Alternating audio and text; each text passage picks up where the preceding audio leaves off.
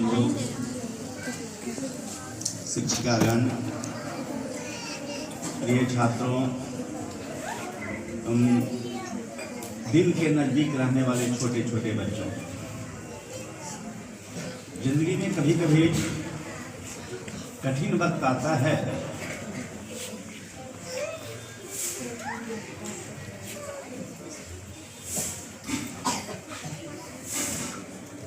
जहाँ इंसान में हिस्सा कम होता है।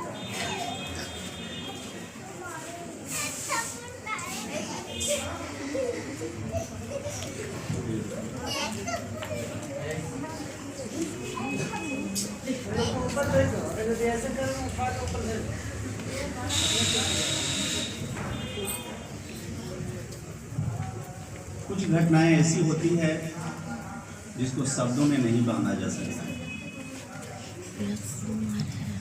आज का जो आयोजन किया गया है वह वैसी ही परिस्थिति, लेकिन इंसान को हर कठिन परिस्थितियों से पार करना ही पड़ता है, गुजरना तो पड़ता ही है। सवेरा होता है, जीवन में एक नए ऊर्जा का संचार हो जाता है। दोपहर के बाद उन ऊर्जाओं का ह्रास होने लगता है।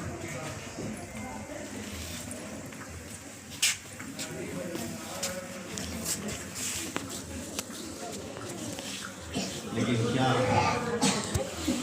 इसका परिणाम यह होता है कि हम डूबते हुए सूर्य को प्रणाम नहीं करते हैं? करना चाहिए।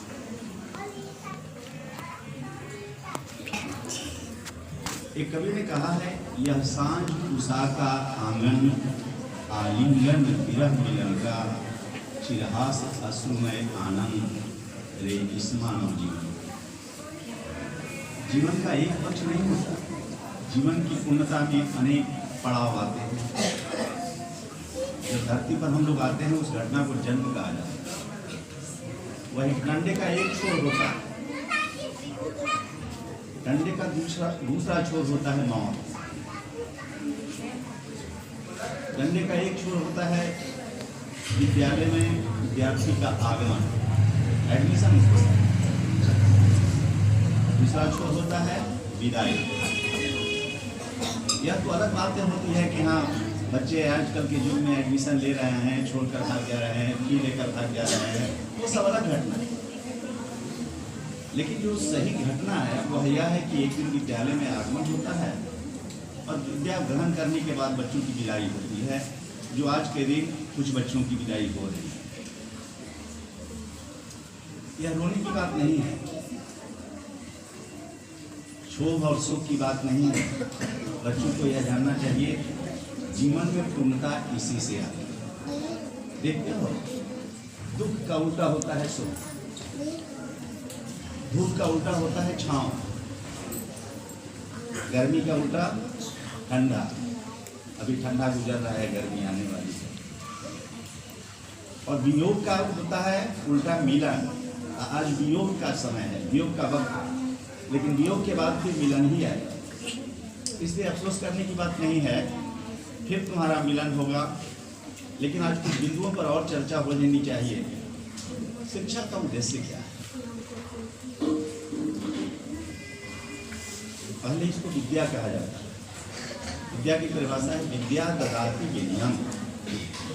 विद्या से विनम्रता। शिक्षा से क्या होता है? शिक्षा उसे कहते हैं जो संस्कारित करते हैं। शिक्षा आचरण में सुधार लाती है। शिक्षा का उद्देश्य यह नहीं है कि कुछ गणित का ज्ञान हो जाए, कुछ ग्रामर का ज्ञान हो जाए, कुछ सोशल स्टडी का ज्ञान हो जाए। शिक्षा वही है जो बच्चों के आचरण में सुधार लाए, व्यवहार में सुधार लाए, जीवन जीने का तरीका सुधार। जीवन गणित से नहीं चलता है। आज हर माता पिता, हर शिक्षक गणित पर जोर दे रहे हैं। जीवन का फिलॉसफी गणित से नहीं चलता है, जीवन का फिलॉसफी गुण से चलता है। गुण होनी चाहिए। एक राजा थे, राजा के दो बेटे थे। एक का नाम था प्रेम कुमार और दूसरे का नाम था ज्ञान कुमार। राजा को बुढ़ापा आने लगी, आप तो बैठ गए, तब तक खड़े रहिएगा।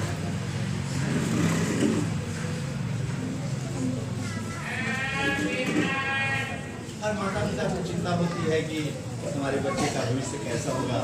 स्वभावतः उस राजा को भी चिंता होने लगी कि हमारा भाई बच्चा बड़ा होकर क्या करेगा, इस राज्य को चलाएगा या नहीं चलाएगा। अरे बच्चे तुम लोग शांत रहो ना, तो फिर शिक्षक के साथ तुम्हें क्लास में भेज दिया जाए। बच्चों का सबसे बड़ी बीमारी यही हो, कभी शांत रह ही नहीं सकते। शांत हो जाता तो पढ़ ही ले, शांत नहीं जाए कुछ ऊहापोह की स्थिति में वो है कि क्या हो रहा है। तो बताया गया रहते कि राजा को चिंता होने लगी कि अभी दोनों बच्चे हमारा राजपाट को संभालेंगे कि नहीं संभालेंगे। उन्होंने अपने जो राजगुरु थे उनसे सलाह लिए कि किस बेटे को हम अपना गति दें। उन्होंने कहा कि बहुत साधारण सी बात है कि दोनों को कुछ दौलत दे दीजिए और परीक्षा ले लिया जाए। राजा दोनों पुत्रों को राजगुरु के सामने ही बुलाए और कहें कि देखो जी, इतना इतना पैसा तुम्हें हम दे रहे हैं और संसार के भिन्न भिन्न कोने में जाकर, इन भिन्न शहरों में जाकर और तुम वहाँ पर घर बसाओ, तब में जाकर तुम्हारा राजपाट और लोकप्रियता बढ़ेगी। राजा दोनों बच्चों को पर्याप्त पैसे दिए कि जाकर भिन्न भिन्न शहरों में तुम लोग बसाओ, अपना घर बनाओ, बसाओ और लोगों से प्रेम बनाओ। जो गुण कुमार थे बेचारे, ज्ञान कुमार, वो गए और जहाँ तहाँ जमीन खरीद लिए, मकान बना लिए। फिर पैसा बनाने के क्रम में खत्म हो गया, लौट के आए पिता के पास। प्रेम कुमार पैसा वैसे ही रखे हुए रहा, वो कहीं कोई जमीन नहीं खरीदा, न कहीं मकान बनाया, वो भी पिता के पास लौट गया। पिता ने पूछा दोनों से कि क्या क्या तुम किया। ज्ञान कुमार ने कहा कि हम तो भाई सारा पैसा खत्म कर दिए, देखिए हम अभी 4-5 शहर में जमीन खरीदे, में मकान बनाए। प्रेम कुमार ने कहा कि हम कहीं नहीं खरीदे। क्यों नहीं खरीदा? और तो इसलिए कि सब शहर में मेरा मकान, मेरे व्यवहार से मेरे मित्र लोग इतने प्रभावित हैं कि कहीं कि यह घर भी तुम्हारा ही है, तुम आकर रहो इसी घर में। इसका मतलब कि जिन बच्चों का आचरण अच्छा है, जिन बच्चों का व्यवहार अच्छा है, उसके लिए हर दरवाजा हमेशा खुला हुआ रहता है। उसको कभी किसी चिंता करने की जरूरत नहीं होती है। जहाँ भी जाएगा वो अपने जीवन में अपनी अपेक्षाओं को पूरा करेगा। विद्यालय में पढ़े हम लोग, शिक्षक, हम शिक्षकों को भी अनुभव हुआ, बच्चों से पिता और मीठा का बच्चों को भी रोज अनुभव हुआ। और मुझे लगता है, भीतर से मैं सोचता हूँ, तो लगता है कि ज़्यादा बच्चों की शिकायत ही रहती है, शिक्षक के प्रति उनमें अच्छा भाव नहीं रहता है। और ख़ासकर हमारे यहाँ, क्योंकि यहाँ मेरे यहाँ छड़ी चलती है, डांट फटकार होता है, अपमानित किया जाता है। अब सारे बच्चों की शिकायत करती है कि हाँ इनमें इतना कठोरता। लेकिन जीवन में याद कर लेना, मधुरता से जिंदगी नहीं सजती और समझती, जिंदगी कठोरता से समझती। एक गांव में एक किसान ने परमात्मा से कहा कि आप जो भी राजपाट संभाले हुए हैं उससे हम किसानों का भला नहीं होता। किसानी करने के लिए आप 1 साल हम लोगों को भार दे दीजिए। परमात्मा से एक किसान ने, परमात्मा ने कहा कि ठीक है, हाँ तो ठीक करने से नहीं होगा, वायु मेरे अनुसार चले, वर्षा मेरे अनुसार हो, धरती में फसल भी हो, ये सब मेरी इच्छा के अनुसार। परमात्मा ने कहा कि 1 साल के लिए तुम्हें समय दे दे। किसानों को जब पानी की जरूरत हो वर्षा हो जाए, जितनी हवा चलनी चाहिए उतनी हवा हो जाए। इतना फसल हुआ कि गेहूँ की बालियाँ आदमी के कितना बड़े बड़े हो गए। बड़ी किसान प्रसन्न गाँव के, पूरे राज्य के। परमात्मा के हाथ में जब तक बागडोर रहा तब तक तो किसानों के पास बस वही एक उंगली की गेहूं की बालियां थी। हम लोगों के हाथ में आते ही सत्ता, और देखिए आदमी इतना बड़ा बड़ा गेहूं की बाली है। जब किसान गेहूं काट कर अपने खलिहान में ले आए, छाती पीटने लगे। गेहूं की बाली तो थी इंसान इतना बड़ा, लेकिन गेहूं का दाना नहीं। परमात्मा पहुँच गए, कहेंगे क्या बात है, अभी गेहूं का दाना क्यों नहीं हुआ? तो इसलिए कि इसको कष्ट तुम नहीं झेलने देते। गेहूं के पौधे खेत में होते हैं तो आंधियां चलती हैं, तूफान चलता है, ओले गिरते हैं, बहुत ठंडा पड़ता है, गर्मी पड़ती है। तो सारे संघर्षों को झेलने के बाद गेहूं के फसलों में या किसी भी फसल में दाने उठते हैं। जो भी यहाँ पर किसान परिवार से जुड़े हुए होंगे, देखे होंगे, वहाँ जहाँ फसल के पास छाया होती है उसमें दाने नहीं पड़ते। फसल रुक जाता है लेकिन उसमें दाना नहीं होता है। देखे होंगे अखिलेश जी, क्यों ऐसा होता है? ऐसा इसलिए होता है कि धूप को नहीं झेला, उसने हवा को नहीं झेला, उसने ठंडा को नहीं झेला। जिन बच्चों के जीवन में संघर्ष नहीं, जिन बच्चों ने अपने शिक्षा ग्रहण करने के क्रम में कठिन तपश्चर्या से नहीं गुजरा, उनकी जिंदगी में हमको लगता है कि आनंद तो मिलना थोड़ा कठिन है। इसलिए बच्चों को कभी उगना नहीं चाहिए, उससे यह चिंता नहीं करना चाहिए कि टीचर हमें पीटते हैं, इस तरह से काम लेते हैं। यह तुम्हारे जीवन के लिए,